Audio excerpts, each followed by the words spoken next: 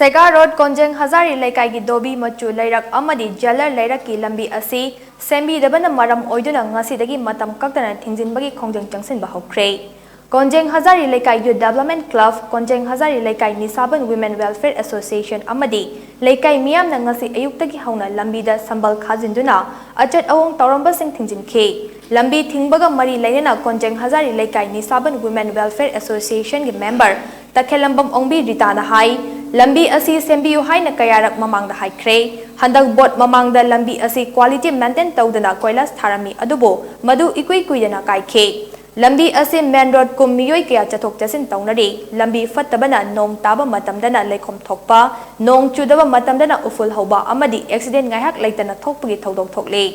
quality maintain tawraga lambi sembiu haina tha asigi tang kun manga da media da haikbe leire adubo karimata tawraktabana ngasidagi matam kaktana lambi asi thingjinbani adhubada lambi sembiu haina phongdokhe lambi se akoina thingjinjari basidi maramse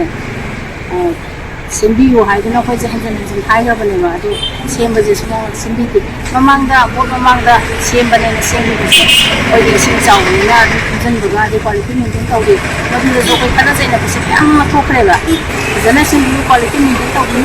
sim chawba sana ba lambi sembi khoi de ba abo sim thumni adu lambi je khatra badina ta cha khoi de upur ba me an ta kana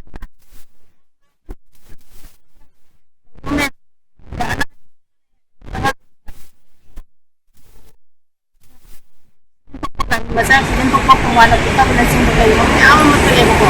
sing mamaya kita di kanini lambi si para kadi doon na magiyapa ko dun kada dahil kay kuba sponsor ta pinagtabo nina ako na tang kumapandagi lambi sa matang pagka na tinjin sa kanya na masay ko yung gusto tinjin ko